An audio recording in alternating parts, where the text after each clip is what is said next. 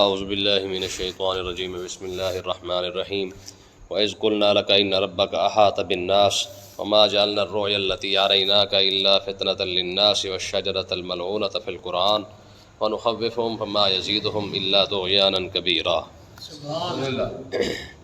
اس آیت کے اندر دو تین باتیں بڑی اہم بیان کی گئی ہیں جو کفار مکہ کے لیے حد سے زیادہ حیران کن تھیں۔ پہلی بات تو یہ کہ کفار مکہ نے حضور علیہ الصلوۃ والسلام کو مانا نہیں، یہ الگ بات، اوپر سے جو ہنسی مذاق کی وہ الگ بات، پھر آقا علیہ الصلوۃ والسلام کو ستانا، تکلیفیں دینا، حتیٰ کہ قتل کے منصوبے تک بنانا، یہ ساری باتیں تھیں۔ تو اللہ تبارک و تعالیٰ نے پہلے الفاظ میں حضور کو تسلی دی، فرمایا محبوب وَإِذْ قُلْنَا لَكَ إِنَّ رَبَّكَ أَحَاطَ بِالنَّاسِ، فرمایا جب ہم نے آپ سے یہ فرمایا ان ربک احاط بالناس کہ محبوب آپ پریشان نہ ہوں، آپ کے رب نے سارے لوگوں کا احاطہ کیا ہوا ہے، سب کو گھیرا ہوا ہے۔ مطلب کیا ہے کہ محبوب آپ کو پریشان ہونے کی ضرورت نہیں ہے، آپ ڈٹ کے تبلیغ کریں، لوگوں کو واعظ و نصیحت کریں، جتنا ہو سکتا ہے آپ لوگوں کو سمجھائیں۔ یہ پریشانی نہ لیں کہ لوگ آپ کو تکلیف دیں گے یا آپ کو معاذ اللہ شہید کر لیں گے۔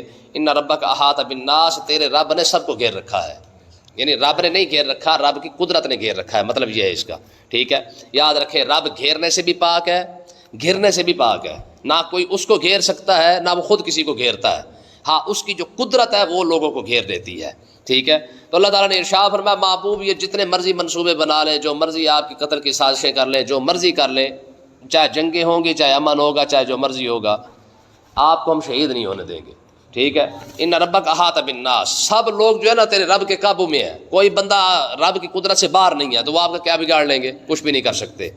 اب اگلا مسئلہ فرمایا وما جعلنا الرؤيا التي اريناك الا فتنة للناس، فرمایا محبوب ہم نے جو کچھ آپ کو دکھایا نا معراج کی رات، یہ صرف اور صرف الا فتنة للناس، لوگوں کے لیے آزمائش کے طور پر بنایا ہے ہم نے۔ مطلب کیا ہے کہ جو حضور علیہ الصلوۃ والسلام کو جو معراج ہوئی ہے، اس میں حضور کی شان تو ہے ہی ہے، لیکن ساتھ ساتھ لوگوں کے ایمان کی بہت بڑی آزمائش تھی۔ یاد رکھیں کہ جب حضور علیہ الصلوۃ والسلام نے بتایا نا کہ میں نے رات اور رات معراج کی ہے، کافر تو ویسے ہی کافر تھے، کئی کلمہ پڑھنے والے مسلمان بھی کافر ہو گئے، حضور کے دور میں مرتد ہو گئے تھے، انہوں کو اتنا بڑا واقعہ یہ کیسے ہو سکتا ہے، یہ تو ممکن ہی نہیں ہے۔ حتیٰ کہ وہاں لوگوں نے یہ کہنا مشہور کر دیا تھا کہ آپ محمد عربی صلی اللہ علیہ وسلم چاہتے ہیں کہ مجھے خدا سمجھو، اب یہ اپنے آپ کو خدا بنانا چاہتے ہیں، اس لیے ایسی باتیں کر رہے ہیں کہ راتوں رات میں آسمانوں پر گیا، پھر میں لوح محفوظ، پھر عرش و کرسی سے میں گزر گیا، ٹھیک ہے۔ یہ ساری کی ساری باتیں وہ ہیں جو یہ اپنے آپ کو خدا بنانا چاہتے ہیں، تاں کر کے یہ باتیں کر رہے ہیں۔ تو کئی کلمہ پڑھنے والے بھی مرتد ہو گئے تھے واقعہ معراج سن کر، ٹھیک ہے۔ اور حقیقت بھی یہی ہے، اگر آج کے دور میں حضور تشریف فرما ہوتے اور حضور واقعہ معراج بیان کرتے، آپ یقین کریں 2 ارب کا 2 ارب مسلمان کافر ہو جاتا۔ جو لوگ چھوٹی چھوٹی باتوں پہ اوپر آ کر جو ایمان سے فارغ ہو بیٹھتے ہیں، ان کو سمجھ میں نہیں آتی ہے، شریعت کے معاملات لوگوں کو سمجھ نہیں آتے، معراج کا واقعہ لوگوں کو کیسے سمجھ آ جاتا ہے، ٹھیک ہے۔ تو اللہ تعالیٰ نے ارشاد فرمایا ہم نے یہ جو معراج کا واقعہ جو ہے نا، آپ کو تو ہم نے نشانیاں دکھائیں، آپ کو تو اللہ تعالیٰ نے جو ہے وہ یہ مقام اور یہ عظمت عطا فرما ہی دی ہے، لیکن ساتھ ساتھ یہ لوگوں کے لیے آزمائش بھی بنا دیا۔ ہاں کیوں؟ کیونکہ لوگوں نے معراج کو جو ہے وہ اپنی عقل سے تولا تھا، ٹھیک ہے۔ واحد صدیق اکبر تھے جنہوں نے دل سے جو ہے وہ کہا، انہوں نے کہا جناب حضور نے فرما دیا تو بات ختم ہو گئی ہے، اب اس لیول کا ایمان کو کہاں سے لے آئے گا؟ جب صدیق اکبر تک یہ بات پہنچی تھی تو آپ کو ابو بکر کہا جاتا تھا، صدیق تو آپ کو کہا ہی اسی وجہ سے جاتا کہ انہوں نے میرا واقعہ معراج کی تصدیق کی ہے، بات سمجھیے کہ نہیں؟ والذی جاء بالصدق وصدق بہ، اس سے مراد صدیق اکبر ہے، ٹھیک ہے۔ ایک تو حضور کی ذات ہے اور دوسرے صدیق اکبر کی ذات ہے، فرمایا کہ سچے نے جب سچ کہا تو دوسرے سچے نے جو اس کی تصدیق بھی باقاعدہ کی ہے، ٹھیک ہے۔ تو کہنے کا مقصد یہ حقیقت یہ ہے کہ اگر آج کے دور میں حضور اگر معراج بیان کرتے نا کہ میں راتوں رات آسمان پر گیا، ٹھیک ہے جی، تو میں نے جناب اللہ یہ سارا کچھ دیکھا، جنت دیکھی، جہنم دیکھا، یہ سب کچھ میں نے دیکھا ہے، ایمانداری سے بتایا کتنے مسلمان کلمہ پڑھنے والے رہ جاتے پیچھے، جن کو ولیوں کی کرامت سمجھ نہیں آتی ہے، جن کو اولیاء کا مقام نظر نہیں آتا، جن کو علماء کی باتیں سمجھ نہیں آتی، جن کو شریعت کے معاملات سمجھ نہیں آتے، قرآن اور حدیث کے اوپر جن کو جناب لوگوں کو پتہ ہی کوئی نہیں کہ کیا چیز ہے، حتیٰ کہ لوگ جو ہے وہ اپنی پاکی پلیتی کا پتہ نہیں رکھتے۔ جب ان کے سامنے معراج حضور خود اگر بیان کر دیتے تو 2 ارب جتنے بھی کلمہ پڑھنے والے کھڑے ہیں نا، یہ سارے کے سارے فارغ ہو جاتے، کیونکہ انہوں نے ماننا ہی نہیں تھا۔ آج کیوں مان رہے ہیں؟ صرف اس کی وجہ یہ ہے کہ پیچھے امت مانتی آ رہی ہے، صرف اس لیے خاموش ہے کہ وگرنہ مان لیتے، وگرنہ اگر ڈائریکٹ ان کے سامنے بیان ہوتا یہ کبھی بھی نہ مانتے، لازم ہے جی، ہاں یہ کبھی بھی نہ مانتے۔ کسی بزرگ سے کسی نے پوچھا کہ اگر آج حضرت عمر بن خطاب، حضرت عمر رضی اللہ تعالیٰ عنہ دوبارہ قبر سے اٹھ کے آ جاتے تو کیا بنتا؟ انہوں نے کہا کیا کچھ نہیں بننا تھا. انہوں نے کہا جتنے کلمہ پڑھنے والے تھے انہوں نے کلمہ چھوڑ جانا تھا. انہوں نے کہا اگر اتنی سختی ہے تو بھائی رہنے دو اسلام کو, اگر اتنی سختی ہے نا تو اسلام ہی رہنے دو. ٹھیک ہے. تو کہنے کا مقصد یہ ہے کہ اللہ تعالیٰ نے ارشاد فرمایا کہ ہم نے جو معراج کا واقعہ ہے نا یہ ہم نے لوگوں کے لیے آزمائش بنایا ہے. دیکھیں نا, یہ کفار مکہ سوال پوچھنے کے لیے آگے, ہاں جی پھر آپ بتائیں آپ کہاں سے گئے. حضور نے فرمایا میں مسجد اقصیٰ گیا, پھر وہاں سے میں اوپر گیا. تو انہوں نے پھر مسجد اقصیٰ کی نشانیاں پوچھنے شروع کر دی. انہوں نے کہا جی کیسے ہے, کس طرح ہے. اگر جب حضور نے ساری نشانیاں بیان بھی کر دی پھر کہتے یہ جادو ہے. پھر کیا کہتے یہ تو جادو ہے. ٹھیک ہے. اب ایک آزمائش اور دوسری آزمائش دیکھیں. فرمایا والشجرۃ الملعونۃ فی القرآن, فرمایا کہ اس درخت کو بھی ہم نے آزمائش بنایا ہے جس پر لعنت کی گئی قرآن پاک کے اندر جو بیان کیا گیا, اور اس پر لعنت کی گئی ہے درخت کے اوپر. فرمایا وہ درخت بھی ہم نے آزمائش بنایا ہے. اس کے کیا مطلب ہے؟ مسئلہ سمجھیں ذرا.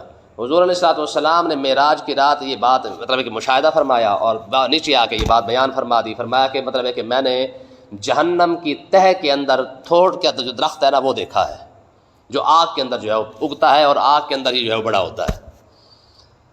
وہ درخت آپ نے دیکھا تھوڑ کا, یعنی جس کے اوپر اتنے کانٹے لگے ہوتے ہیں, وہ ہرا درخت ہوتا ہے بالکل کوڑ تم میں کتنا ہوتا ہے. ٹھیک ہے جی, وہ اپنے علاقے میں نہیں ہوتا. ٹھیک ہے. لیکن وہ مطلب ہے کہ اتنا بڑا مطلب ہے کہ اس کے اوپر ہوتا ہے, مطلب ہے کہ بڑے بڑے نیوز لگتے ہیں, ہاں گنڈے, اور اس کے اوپر جو ہے کانٹے لگے ہوتے ہیں. ہاں جی. تو کہنے کا مقصد یہ کہ وہ تھوڑ کا درخت اس کو کہتے ہیں, تھور کہتے ہیں, تھوڑ بھی کہتے ہیں. تو حضور علیہ السلام نے یہ جہنمیوں کی خوراک ہے, یہ درخت جو ہے نا جہنمی کی خوراک بنایا گیا ہے. تو حضور علیہ السلام نے ارشاد فرمایا کہ میں نے وہ درخت دیکھا ہے وہ جہنم کی آگ کے اندر جو ہے اگتا ہے. تو ابو جہل بول پڑا, اس نے کہا دیکھیں جی ایک طرف سے تو آپ بتا رہے ہیں کہ پتھروں کو جو ہے وہ آگ پگھلا دے گی جو جہنم کے اندر بنائی گئی ہے, وقودھا الناس والحجارہ اعدت للکافرین, کہ ہم نے جو ہے وہ انسانوں اور پتھروں کے لیے جو ہے وہ جہنم تیار کی گئی ہے. تو ایک طرف سے تو آپ یہ کہہ رہے ہیں کہ پتھر بھی جناب اعلیٰ جہنم کی آگ کے اندر جو ہے وہ پگھل جائیں گے, اور دوسری طرف سے آپ یہ کہہ رہے ہیں کہ درخت جو ہے وہ بھی آگ کے اندر اگا ہوا ہے. ہم یہ باتیں کیسے مانیں؟ جب یہ باتیں کی تو اللہ تبارک و تعالیٰ نے ارشاد فرمایا اسی کو تو ہم نے آزمائش بنایا ہے کہ جو کچھ میرے محبوب نے بیان فرما دیا سچ ہوئی ہے, سمجھ آئے یا نہ آئے. دیکھیں نا واقعہ معراج عقل میں تو آتا ہی نہیں ہے, سمجھ بھی نہیں آتا کہ ایک ہستی جو ہے وہ جناب راتوں رات کھربوں میل سفر کر جائے اور واپس بھی آ جائے, اور رات بھی ختم نہ ہو, رات کے چند لمحے کے اندر. عقل تو اس بات کو نہیں مانتی نا. تو عقل تو ہزاروں چیزیں نہیں مانتی ہے. عقل کہاں مانتی کہ ایک شخص کو جو آگ میں ڈالا گیا اور صحیح سلامت بیٹھا رہا ہو؟ عقل تو نہیں مانتی نا اس بات کو. لیکن قرآن کہتا ہے قلنا یا نار کونی بردا وسلاما علی ابراہیم. عقل تو اس بات کو نہیں مانتی نا کہ وفدیناہ بذبح عظیم, ایک بندے پر چھری پھیری جا رہی ہو اور بندہ بھی صحیح سلامت کھڑا ہوا. ٹھیک ہے جی.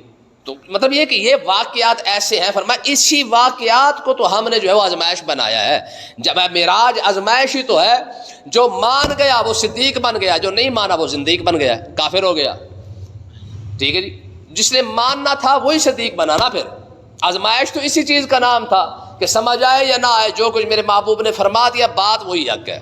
ٹھیک ہے. اور دوسرا وہ درخت جو آگ کے اندر اگ رہا ہے, بظاہر عقل تو یہ کہتی بھی آگ تو لکڑیوں کو جلا دیتی ہے, ہر شے کو جلا کے راکھ کر دیتی ہے. اب اس آگ جو ہر شے کو جلا دیتی ہے اس میں درخت کیسے اگ سکتا ہے؟ عقل تو نہیں اس بات کو مانتی ہے. لیکن آزمائش ہے. فرمایا کہ اس آزمائش کا ایک ہی صورت یہی ہو سکتی ہے کہ بس اس بات پر ایمان رکھو کہ جس ذات نے اتنی بڑی کائنات بنائی ہے اس ذات کے لیے کون سا مشکل کام ہے کہ وہ درخت کو جو ہے آگ سے پیدا کر دے. بلکہ دنیا کے اندر ایسے درخت موجود ہے جس سے جو ہے وہ درخت کے اندر آگ بھی نکلتی رہتی ہے, پانی بھی نکلتا رہتا ہے. یہ چیزیں موجود ہیں. تو اللہ تبارک و تعالیٰ نے ارشاد فرمایا محبوب ہم نے واقعہ معراج بھی آزمائش بنایا, اور ہم نے وہ درخت جو آگ کے اندر اگ رہا ہے ہم نے اس کو بھی آزمائش بنایا ہے. وَنُخَوِّفُهُمْ, فرمایا کہ ہم نے کیوں بنایا ہے؟ فرمایا ہم تو انہی چیزوں سے ڈراتے ہیں, تمہیں سمجھ آ جائے کہ ان سے ڈر جاؤ اچھے رہ جاؤ گے. فَمَا يَزِيدُهُمْ إِلَّا طُغْيَانًا كَبِيرًا, فرمایا یہ ڈرانا ہم ان کو ڈراتے رہتے ہیں, ان کی سرکشی اور بڑھتی جاتی ہے. جتنا انہیں سمجھایا جاتا ہے یہ اتنے ہی زیادہ ہو جاتے ہیں. اور یہی صورتحال آج ہماری عوام کی بھی ہے. جتنا آپ ان کو دلائل کے ساتھ قرآن حدیث کے ساتھ سمجھائیں گے اگلے دن یہ پھر نئے سرے سے دوبارہ پھر کھڑے ہوں گے. نہیں یہ گل ہے نہیں ہے. ٹھیک ہے. تو کہنے کا مقصد یہ کہ آپ اللہ تبارک و تعالیٰ نے ارشاد فرمایا محبوب کفار مکہ کے نہ ماننے کی وجہ کیا ہے کہ ان کا حسد, ان کا بغض, ان کا تکبر, غرور جو ہے نا ان کا ختم ہونے پہ نہیں آتا کہ جناب ہم کیسے مان جائے پھر سرداروں کے ہم مانے. باتیں سچ بھی ہیں تو ہم پھر بھی ماننے کے لیے تیار نہیں ہیں. اچھا اسی بات کو پھر اللہ تبارک و تعالیٰ نے ارشاد فرمایا یہ جو تکبر اور غرور کی وجہ سے نہیں مان رہے, ضد کی وجہ سے نہیں مان رہے, میں یہ پہلے نہیں ہے, ان کا وٹکا پہلے بھی یہ سارا کچھ کر چکا ہے, وہ ضد کی وجہ سے ہی مارا گیا نا. اب دوبارہ پھر اللہ تبارک و تعالیٰ نے واقعہ آدم علیہ الصلوۃ والسلام کو بیان فرمانا شروع کر دیا. اب یہاں پہ پھر آدم علیہ الصلوۃ والسلام کا قصہ بیان ہو رہا ہے. کس وجہ سے؟ کہ اگر یہ ضد کر رہے ہیں تو یہ کوئی پہلے لوگ نہیں ہیں, ان کا وٹکا پہلے ضد کر چکا ہے, ٹھیک ہے, سچ ہونے کے باوجود بھی نہیں مانا, یہ ان کا قصور نہیں ہے, ان کی نسل پیچھے سے یہ چلتی آ رہی ہے. اللہ تعالیٰ نے ارشاد فرمایا وَإِذْ قُلْنَا لِلْمَلَائِكَةِ اسْجُدُوا لِآدَمَ فَسَجَدُوا, ہم نے آدم علیہ الصلوۃ والسلام کو, فرشتوں کو فرمایا کہ آدم علیہ السلام کو سجدہ کرو, انہوں نے تو سجدہ کیا الا ابلیس, ابلیس کھڑا ہوا ہے. اب دیکھیں دوبارہ وہ واقعہ پہلے بسمارے کے اندر بیان کیا, اب کفار مکہ کی ضد اور انا کی وجہ سے دوبارہ ان کو بیان کیا جا رہا ہے. اب یہاں پہ فرق کیا ہے کہ وہاں پہ تو صرف اللہ تعالیٰ نے پہلے بسمارے کے اندر اتنا بیان کیا کہ آدم علیہ الصلوۃ والسلام کو حکم دیا گیا, آدم علیہ السلام کے لیے کہ سجدہ کرو, شیطان نے نہیں کیا. کیوں نہیں کیا؟ کیا پھر آپس میں رب کی اور شیطان کی آپس میں گفتگو کیا ہوئی ہے, اس گفتگو کو یہاں بیان کیا گیا ہے. شیطان نے کیا کہا اب سنیں ذرا جی. وہاں پہ یہ نہیں کہا گیا, وہاں تو صرف اتنا کہا گیا کہ فسجدوا الا ابلیس ابا واستکبر, اس نے انکار کر دیا, تکبر کیا. تو اللہ تبارک و تعالیٰ نے ارشاد فرمایا صرف وہ متکبر نہیں ہے, یہ بھی متکبر ہے. اب شیطان کیا کہہ رہا ہے, کہتا ہے قال اسجد لمن خلقت طینا, شیطان کہنے لگا کیا میں سجدہ کروں, میں چودھری, میں وڈیرا, میں خان, پیسہ میرے کول, پاور میرے کول, عبادت میں کی تھی, ہر جگہ تے میں کھڑا ہوا ہوں, ٹھیک ہے. لمن خلقت طینا, سجدہ بھی اسے کروں جسے تو نے مٹی سے پیدا کیا ہے. یہ شیطان کی گفتگو ہے. میں کہاں, یہ کہاں, بات سمجھ آ رہی ہے کہ نہیں آ رہی؟ اب یہ شیطان کی وہ گفتگو ہے جس کو اللہ تعالیٰ نے یہاں پہ بیان فرمایا کہ شیطان نے جواباً اللہ تعالیٰ کو کیا کہا تھا جب اسے سجدہ نہیں کیا تو رب نے فرمایا ہاں بھائی تجھے کیا پیڑ ہے. اس نے کہا جی اسجد لمن خلقت طینا, میں سجدہ کروں لمن خلقت طینا, جسے تو نے مٹی سے پیدا کیا اس کو. نہ بھائی اپنے بس کی بات نہیں ہے, ٹھیک ہے, اسی نہیں کرنا. تو اندازہ کرے کہ یہ چیز شیطان کو لے ڈوبی ہے, ٹھیک ہے. اب اس کے آگے الفاظ دیکھیں شیطان کے, کہنے کیا کہتا ہے کالا, شیطان کہنے لگا ارائیت ھذا, تو نے اسے دیکھا ہے, رب کو کہہ رہا ہے تو نے اسے دیکھا ہے, پروردگار اسے دیکھ تو صحیح, کرمت علیہ, یہ بھی کوئی ایسا ہے جسے مجھ پر فضیلت تو نے دے دی ہے.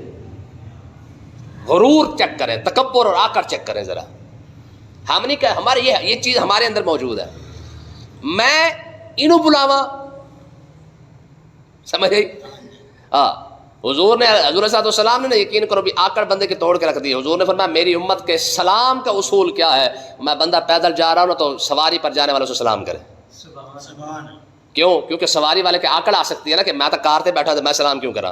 حضور نے کیا فرمایا بیٹھے ہوئے کو جانے والا سلام کرے, ٹھیک ہے. اگر کوئی پیدل جا رہا ہے تو سواری والا سلام کرے. یوں سمجھ لیں آج کے دور میں کہ سائیکل والے کو موٹر سائیکل والا سلام کرے اور موٹر سائیکل والے کو کار والا کرے, ٹھیک ہے جی.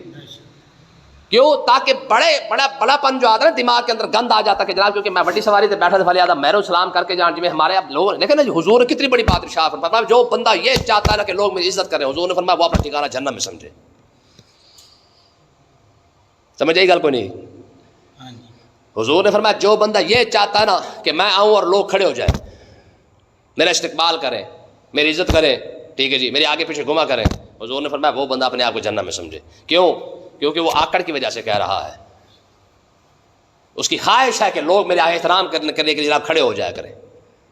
باقی بزرگوں کے احترام میں کھڑا ہونا یہ اور بات ہے, لیکن بزرگ خود تو نہیں کہتے کہ کھڑا ہو, ٹھیک ہے نا جی. عالم کے شان میں, عالم کے استقبال کے لیے کھڑا ہونا, بزرگوں کے استقبال میں کھڑا ہونا, والدین کے استقبال کے لیے کھڑا ہونا, پیر مرید کے استقبال کے لیے کھڑا ہونا, یہ جائز ہے اور ہونا بھی چاہیے, ادب کا تقاضا بھی یہی ہے. لیکن اگر کوئی شخص یہ چاہتا ہے, اس کی خواہش یہی ہے کہ میرے آتے ہوئے سارے کھڑے ہو جائیں, چودھری صاحب السلام علیکم, یہاں تو چودھری باقاعدہ روٹ جاتا ہے, لے میں آیا تو میرے سلام ہی کوئی نہیں کیتا, اس بات پہ روٹ جاتے ہیں کہ شاید سانو سلام ہی نہیں کیتا, ٹھیک ہے. تو اللہ تبارک و تعالیٰ نے ارشاد فرمایا شیطان کی باتیں چیک کرو. کہنے لگا ارائیت ھذا, مالک اسے دیکھ تو صحیح ہے, کرمت علیہ, اور میرے اوپر اس کو فضیلت دے دی ہے, ٹھیک ہے. میں آگ سے پیدا ہوا, خلقتہ من طین, اور اس کو تو نے مٹی سے پیدا کیا, خلقتہ من نار و خلقتہ من طین, مجھے آگ سے تو نے پیدا کیا, میں کہاں یہ کہاں.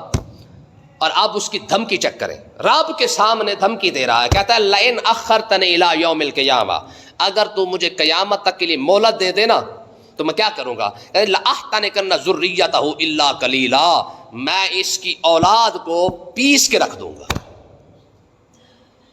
سمجھ آئی گل, میں اس کی اولاد کو پیس کے رکھ دوں گا. مطلب کیا ہے کہ بچے گئے کوئی نہیں میرے مکر سے, بچے گئے کوئی نہیں میرے جال سے. میں ایسے ایسے چالیں چلوں گا کہ کوئی بندہ میرے چال سے بچ نہیں سکے گا, کیونکہ اس کی وجہ سے میں ذلیل ہوا تو میں اس کی اولاد کو چھوڑوں گا. تو اس کا مطلب یہ ہے کہ بڑوں کا ویر چھوٹوں تک لے آنا یہ کمینے پن کا مظاہرہ بھی ہے اور شیطان کی عادت بھی ہے. آج لوگ نہیں کرتے, نسل در نسل ویر چلاتے, انہیں میرا پیو ماریا سی میں دا پتر مار دینا ہے, وہ جہالت. تو بڑوں کا جو ہے وہ کیا کرنا, اس کا ازالہ نسلوں سے آ کے کرنا, یہ تو شیطان کی عادت ہے. اور شیطان نے اس بات کو رب کے سامنے کہا تھا, کہا میرے مالک تو نے جو اسے عزت دے دی ہے نا, اب میں اس کا بدلہ کیسے لوں گا, اگر تو مجھے قیامت تک کے لیے مہلت دے دے لأحتنکن ذریتہ, اس ذلت کا بدلہ میں اس کی اولاد سے لوں گا.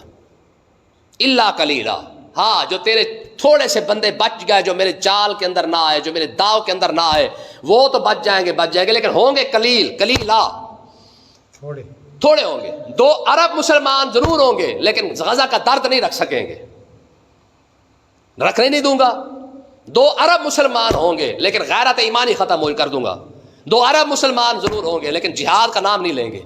ٹھیک ہے جی, دنیا کے سارے وسائل ان کے پاس ہوں گے, اس کے باوجود جا کے غیر و یہودی اور عیسائیوں کے آگے جا کے جھک جائیں گے. ٹھیک ہے, تو اللہ تبارک و تعالیٰ کے سامنے یہ کھڑا ہو کے کیا کہہ رہا ہے, کہتا ہے تو مجھے اجازت دے قیامت تک کے لیے. اچھا جب بات آئی نا یہاں پہ, یار دیکھو یار رب کیا کہہ رہا ہے, رب کے بات تو آگے پھر گفتگو آئے گی نا. رب کے سامنے اسے تڑی کیا لگائی اور نسل کی بات کی, اس نے کہا جی آدم کی نسل سے میں نے بدلہ لینا ہے, اور اس نے لیا کہ نہیں لیا ہے. اگر یہ اولاد آدم اگر اچھی ہوتی تو کم سے کم اپنے باپ کے دشمن کو تو پتہ چل جاتا نا کہ یار ہمارے باپ کا دشمن کون تھا.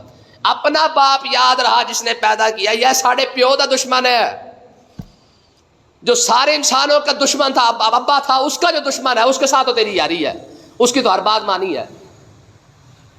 یہ آگے اس کی گفتگو چل رہی ہے, یہ ابھی ختم نہیں ہوئی, آگے چل رہی ہے. اللہ پاک سمجھنے کی توفیق عطا فرمائے.